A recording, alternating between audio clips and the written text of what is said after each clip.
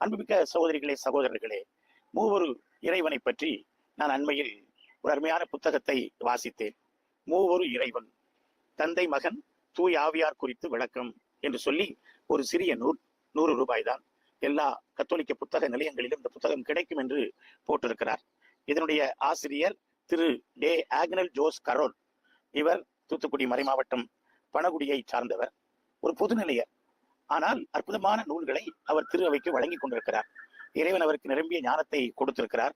அண்மையில் ஒரு நூலை எழுதி இடத்திலே அதற்கான முன்னுரையை அவர் கேட்டிருந்தார். அந்த நூல் முழுவதையும் வாசிக்கிற பேச்சினை நான் பெற்றேன். அப்பொழுது அவர் எனக்கு பரிசாக தந்த நூல் தான் இந்த நூல். நான் மிகுந்த ஆச்சரியப்பட்டேன்.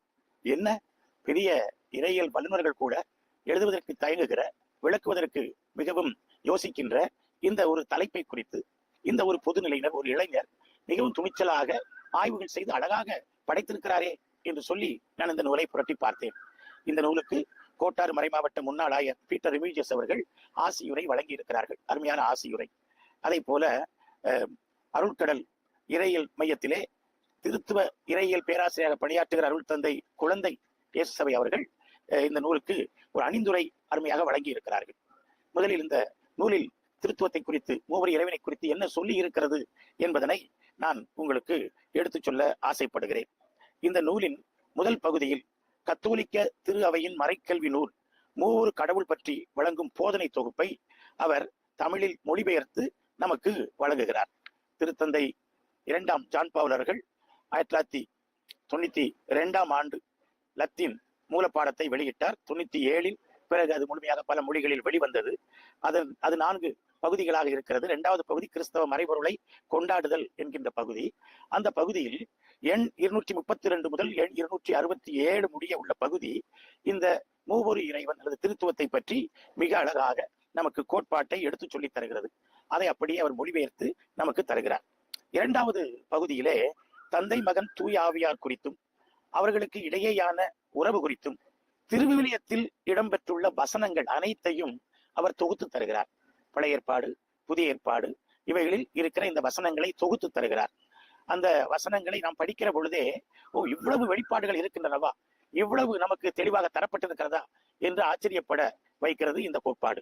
ஆகவே விவிலியத்தில் அவ்வளவு மேற்கோள்களை அவர் இங்கே நமக்கு தொகுத்து தருகிறார். 3வதாக திரு அவையின் வரலாற்றில் மூவொரு இறைவன் கோட்பாடு வளர்ச்சி கண்ட விதத்தை அவர் விளக்குகிறார். அவ்வாறு வளர்ச்சி கண்ட பொழுது இந்த கோட்பாட்டுக்கு எதிராக எழுந்த கருத்தியல்கள், இறையியலார்களுடைய பதில் மொழிகள் என்பதை வரலாற்று கண்ணோட்டத்திலே இந்த ஆசிரியர் எடுத்துச் சொல்லுகிறார். ஏனென்றால் மூவொரு இறைவனை குறித்து தப்பிதமான புரிதல்கள் நம்முடைய கிறிஸ்தவர்கள் நடுவிலே, ஆயர்கள் நடுவிலே இருந்து வளர்ந்து அவை எதிர்க்கப்பட்டு, அவை வியாதிக்கப்பட்டு, மறுக்கப்பட்டு நமக்கு தெளிவான போதனைகள் நிசையா சங்கத்திலும் பிறகு கான்ஸ்டான்டின் சங்கத்திலும் நமக்கு கிடைத்திருக்கின்றன. அதை குறித்து இவர் தெளிவாக அழகான பதிலை தருகிறார். 4வது பகுதியிலே திரு அவையின் ஜாம்பவான்கள் என்று சொல்லப்படுகிற இறையாளர் புனித அகஸ்தினார், புனித தாமஸ் அக்வினாஸ் இவர்கள் மூவொரு இறைவனை குறித்து நமக்கு தந்திருக்கிற விளக்கங்களை, ஸ்கொலாஸ்டிக் தியாலஜி என்று சொல்வார்கள், அதனை அவர் சுருக்கமாக நமக்கு தொகுத்து தருகிறார். ஆக 4 பகுதிகளாக இந்த நூல் அமைந்திருக்கிறது. 5வது ஒரு பகுதி, சிறிய பகுதி, அதான் இந்த நூலிலே சுவையான பகுதி. ஒரு பொதுநிலையினர் இவ்வாறு ஒரு வரட்டு தத்துவமாக இருக்கிற இந்த கோட்பாட்டை நாம் எப்படி புரிந்து கொள்வது என்று அவராக முனைந்து அவர் ஒரு கருத்து சொல்லுகிறார். அந்த கருத்து சுவையாக இருக்கிறது.